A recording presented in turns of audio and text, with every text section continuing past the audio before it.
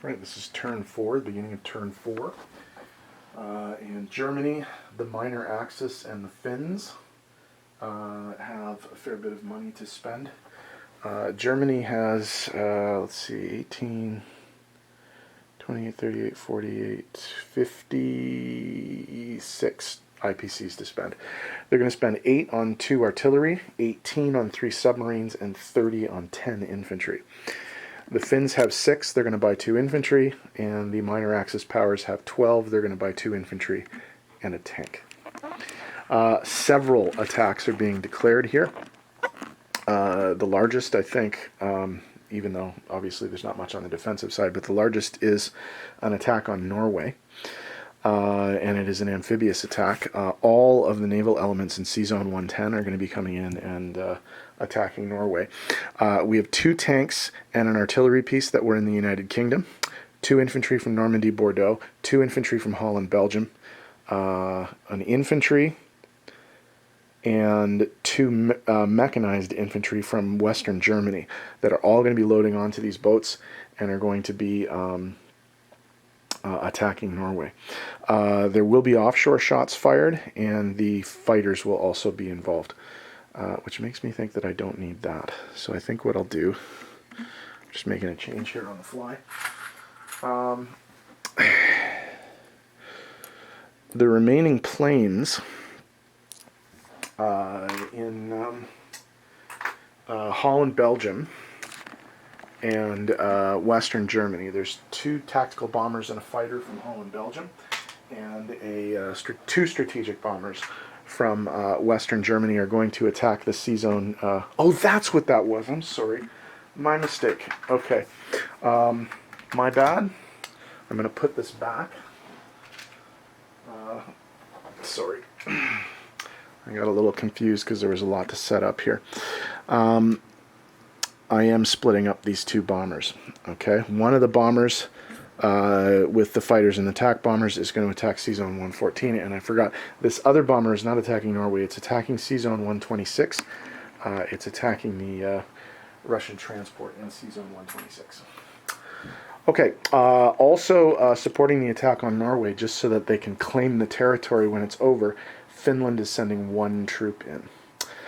Finland will also be walking 1 infantry into Karelia, and they're sending all of the rest of the Finnish troops into Viborg. So that's 3 infantry, 1 mechanized infantry, and 1 tank for Finland, and then a German infantry, mechanized infantry, and tank. What else? Oh, Baltic states, 4 artillery and 7 infantry are coming in from eastern Poland. 4 infantry and an artillery from Germany are going into Poland. 1 infantry and 1 artillery from eastern Poland are going into Belarus. 1 artillery and 1 minor Axis infantry from eastern Poland are going into western Ukraine. And then 1 tank and however many that is. 7 mechanized infantry from eastern Poland are going through Bessarabia and into Ukraine. From Romania, 2 mechanized infantry and then 6 tanks are going into Ukraine as well. From Romania, the fighter is going to attack the destroyer and cruiser in Sea Zone 100. The 4 infantry from Romania are going to go into Bulgaria.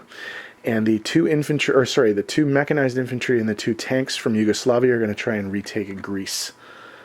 All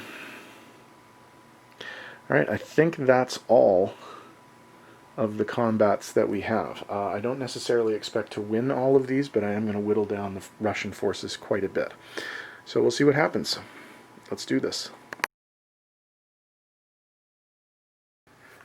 Okay, we'll do the easy one first. Sea Zone 126, the German bomber, is going to sink the SS Baikal Russian transport. No roll, it's an auto kill, but we just had to make sure that it was included.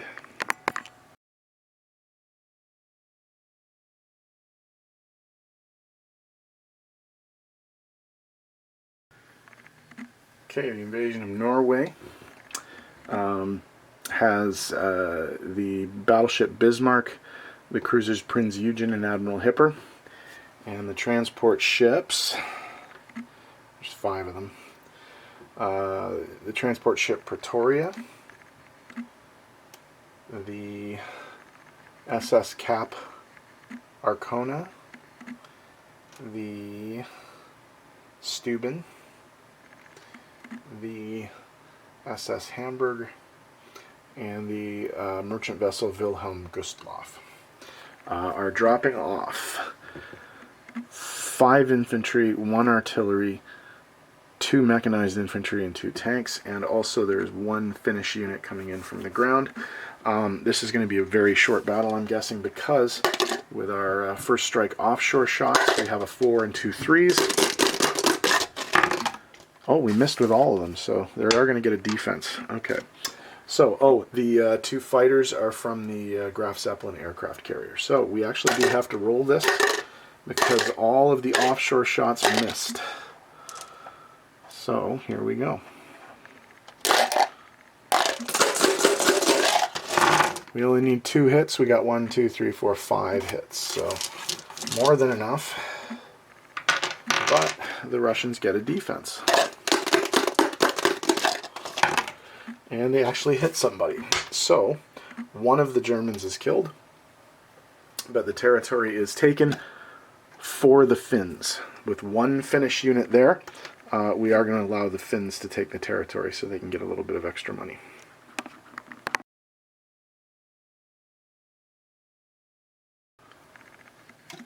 The battle for Vyborg has 3 German units and infantry. Mechanized infantry, remember, is paired with a tank, and because it has the tech and a tank. And 5 Finnish units, 3 infantry, 1 mech, and 1 tank. So 2 3s, 2 2s, 4 1s. More than enough hits. 3 hits, they only needed 1. Russia defends. And they hit. We will lose a German infantry, and the Finns will take the territory. Okay, the battle for Sea Zone 114. The Germans are coming in with 2 tactical bombers, one of which is supported by a fighter obviously, and then a strategic bomber. The Russians are defending the sea zone with the cruiser Kirov and the transport, the SS Decabrist. Okay, so we only need really 1 hit here, but got 2 hits, so both of the things are dead. The cruiser does get to defend, and it hits. So we will lose a tactical bomber because we want to keep a fighter for defense. Okay, sea zone cleared.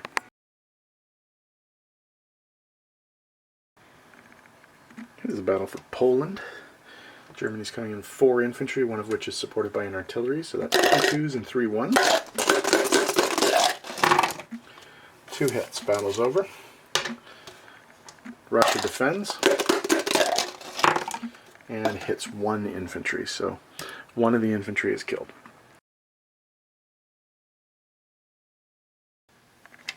We're in the battle for the Baltic states. The Germans are coming in with 7 infantry and 4 artillery. So 4 of the infantry are supported, so that's 8 2s and 3 1s. 2 hits, but they only needed 1. Russian response, miss. So Germany takes the territory with no casualties. It's a battle for Belarus. 1 infantry, 1 artillery. Both misses. Miss. Misses. Miss. This is a riveting video, I'm guessing. Hit. We'll keep going. Hit. Miss. So Germany takes the territory with 1 infantry casualty. Right, the battle for western Ukraine. There's 1 German artillery and 1 Romanian infantry. So 2 twos versus a 2. Miss. Hit. So the Romanian infantry is dead. Hit. Miss. So Germany takes the territory with 1 minor Axis casualty.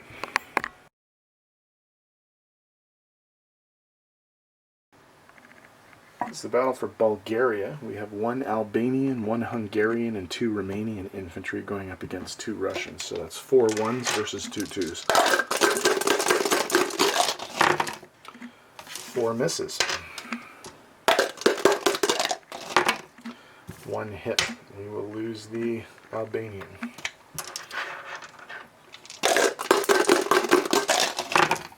1 hit.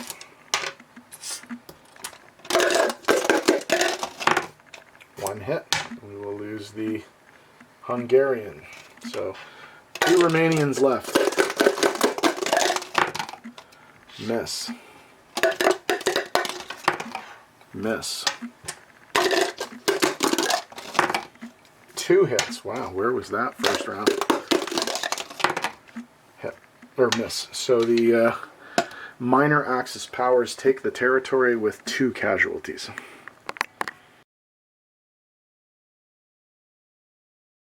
It's the battle for Sea Zone 100. The Romanian fighter is coming up against the Russian destroyer Yakov Sverdlov and the Russian transport, the SS Zyryanin. Okay, 3 versus a 2.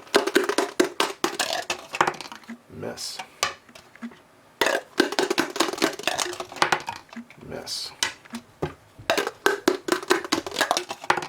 Hit. Hit. So the transport is saved. The plane is shot down, but the transport lives. The destroyer is killed.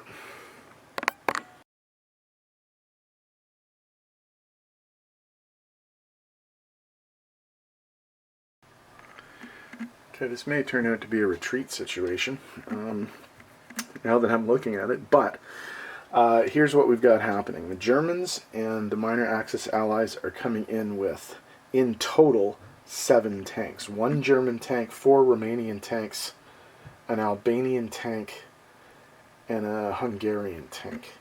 The Germans are coming in with 7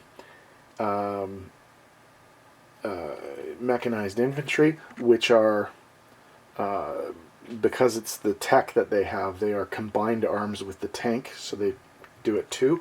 But there's 2 extra ones, and they are Romanian mechanized infantry, and they only go at 1. Now I actually ran out of dice here, so these should be yellow dice, so I'm going to have to remember that when I roll. But the Russians are defending with a fighter, 2 tanks, 13 infantry, 4 mechanized infantry, and 3 artillery, along with an anti-aircraft artillery, which will be the first casualty. So we have 7 tanks and 3. We have 7 enhanced mechanized infantry, and we have 2 regular mechanized infantry.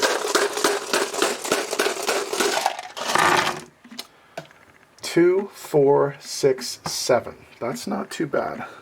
So we'll lose that, and we'll lose 6 of the infantry. 6 of the infantry. So we have to use 3 of these dice. So just a reminder that we need 3 up here, although there'll probably be casualties. Okay, a 4, 2 3s, 13 2s for the infantry, 4 2s for the mech, and 3 2s for the artillery. 1, 2, 3, 4, 5, 6, 7. So that's 1, 2, and then 5 of these. Okay, so take 6 out of there. 2, 4, 5, 6. And we won't use those. And then we take these 3 and these 4, 5, 6, 7. Okay, so those go away. Okay. So we'll do one more poke and see where we stand.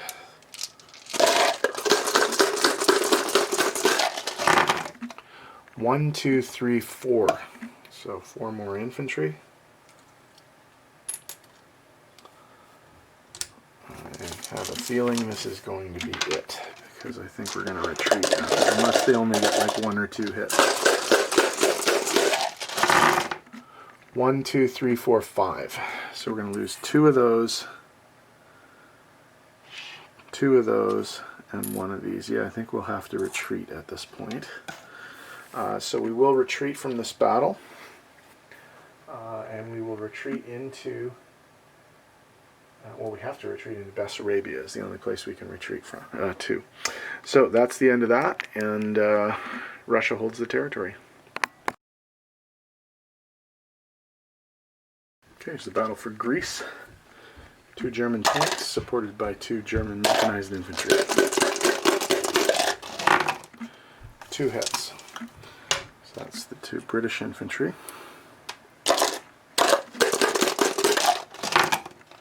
2 hits, so that's the 2 mechs. So we have 2 3s versus 2 2s. 1 hit. We'll lose the South African piece, I think. 1 hit. Comes down 1 to 1. 1 to 1. Hit. Miss. So Germany takes the territory.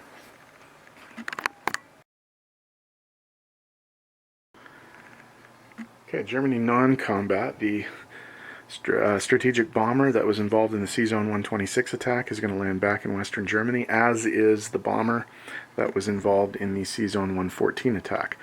The fighter and tactical bomber that are left after that attack are going to land in Germany because they can't land anywhere else. The 2 fighters involved in the Norway attack will land back on the carrier. The 2 destroyers in C-Zone 109 are going to join the rest of the Navy in C-Zone 112. And then we're just going to move some anti-aircraft artillery around. The one in Holland, Belgium is going to Normandy, Bordeaux. One of the ones in Western Germany is going to Holland, Belgium. And the one in Denmark is going to Western Germany. Over in eastern Poland here, one of the anti-aircraft will move into the Baltic states and one of them will move into Bessarabia. And that should be that.